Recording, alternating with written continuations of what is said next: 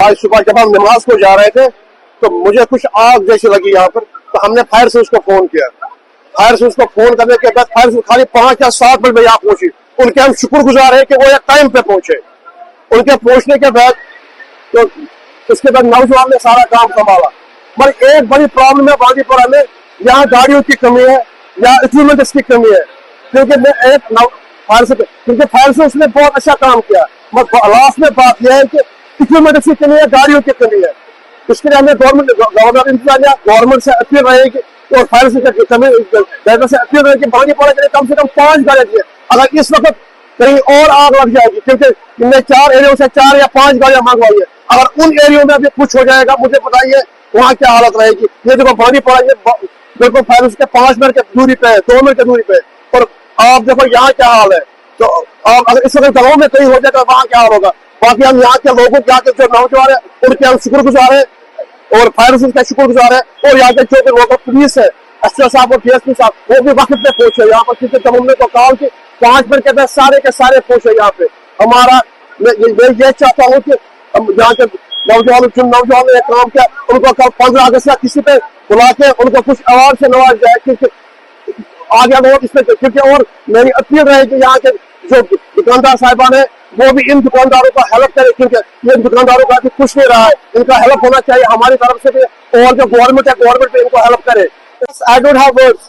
जो यहाँ पे मुकामी लड़के हैं उन्होंने इस आग पे अपने आप को खतरे में डाल के कैसे कंट्रोल किया है, मेरे पास I don't have words. I already told you I don't have words. They have done a great job. और ये खराजी तहसीन के मुस्ताहिक के सारे नौजवान जो बांदीपुरा के, यही मैं सबसे पहले भी बोल चुका हूँ कि नौजवान कौम जो है ना एक कौम को बनाती है। हर एक कौम को बनाने में इनका अहम रोल है। और आप देख सकते हैं कि अपने आप को खतरे में डाल के ये जो सीढ़ी है तो 3rd फ्लोर पे चले गए, और वहां पे आग जारी थी। इस आग में किसी चीज को बचाना या अपनी कोशिश करना, चाहे बाद में वो चीज बचती है नहीं बचती, that's the second part. First part is they have done the best job. And fire and emergency की बात करें, no doubt they have put their best efforts in place. जितनी भी उनके पास कैपेसिटी है फायर एंड इमरजेंसी की, उन्होंने अपना बेस्ट दिया है, लेकिन मुझे लगता है इंप्रूवमेंट की जरूरत है फायर एंड इमरजेंसी में। और इसको लेके हमारे पास जो हाईटेक गाड़ियां हैं फायर एंड इमरजेंसी, बांदीपुरा ही इसमें लैग करता है। ऐसी गाड़ियां हैं कि उनकी वजह से 3 या 4 मंजिला हमारे पर चढ़ा जा सकता है, लेकिन बांदीपुरा लैग करता है इक्विपमेंट के लिहाज से, इंफ्रास्ट्रक्चर के लिहाज से। लेकिन मैन एंड मशीनरी जो है, मैन जो है fire and emergency, they have done their best job, they have put their best efforts ताकि इस आग को कंट्रोल किया गया है। मिनिमल डैमेज हुआ है, नो डाउट बहुत सारे दुकान जले, लेकिन इस कंजेक्टेड मार्केट में इस चीज को जल्दी से कंट्रोल करना ये भी एक महाभारत है, और उन्होंने दे have done the best job. And local youth की बात करें तो आई डोंट हैव वर्ड्स, और उनका बहुत बढ़िया रोल रहा है, और ये सोसाइटी को बनाने में बढ़िया रोल रहता है। ये नौजवान कौम है, उन्होंने जो किया है वो खराजी तहसीन के डिस्ट्रिक्ट हेडक्वार्टर है। फायर एंड इमरजेंसी सर्विसेज हमारा स्टेट गवर्नमेंट का मामला है नहीं। सिक्योरिटी रिलेटेड जितने भी महकमे हैं आजकल होम मिनिस्ट्री के मातहत है, और एलजी बीच में नोडल एक एजेंसी है सेंट्रल गवर्नमेंट की। मैंने एलजी साहब को 2 दफा लिख के दिया है, शायद मैंने आपको आपके साथ मीडिया के साथ वो नोट शेयर भी किया था कि हमारे बुनकूट आलूसा एरिन में सब सेंटर्स तो हूं, लेकिन पहले जो डिस्ट्रिक्ट हेडक्वार्टर पे है उसकी ऑगमेंटेशन बहुत ज्यादा जरूरी है। शायद प्रपोजल्स बने हैं, क्योंकि बहुत देर अब लगती है दिल्ली तक कागज जाने में, लेकिन प्रपोजल्स बने हैं। हमारी कोशिश उसमें जारी रहेगी। इसमें अपील करने की जरूरत नहीं है।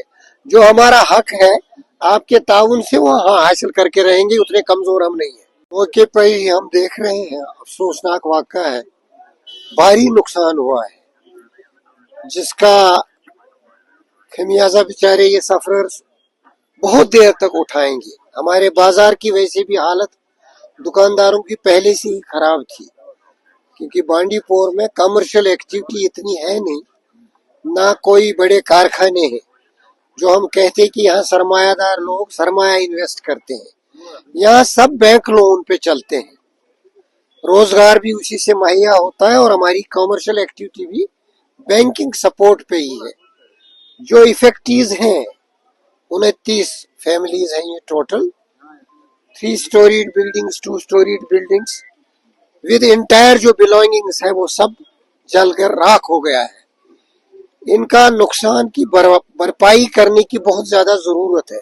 जहां तक एडमिनिस्ट्रेटिव रूल्स का ताल्लुक है, कमर्शियल डैमेजेस में बहुत कम मदद होती है जब तक न सरकार कुछ करे।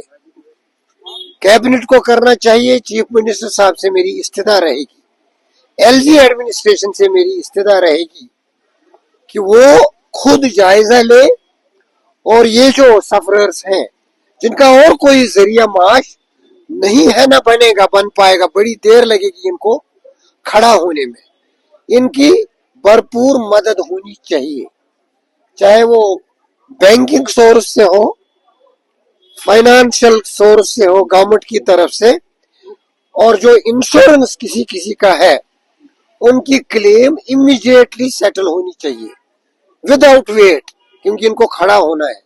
और जो ये बाजार का क्रीम है, जो भी अच्छे जिन्हें आप कहोगे मालदार दुकानदार जो आम लोगों की सहायता भी करते थे, उधार देते थे, ये वही एक एरिया है सबसे ज्यादा इफेक्ट जो हुआ है।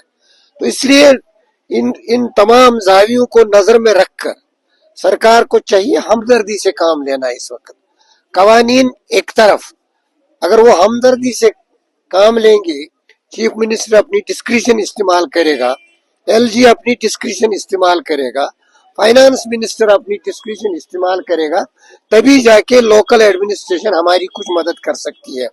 दूसरा, red cross should come absolutely open, उन्हें आना चाहिए सामने और जो भी मदद इनकी करनी जायज है वो करनी चाहिए विदाउट डिले।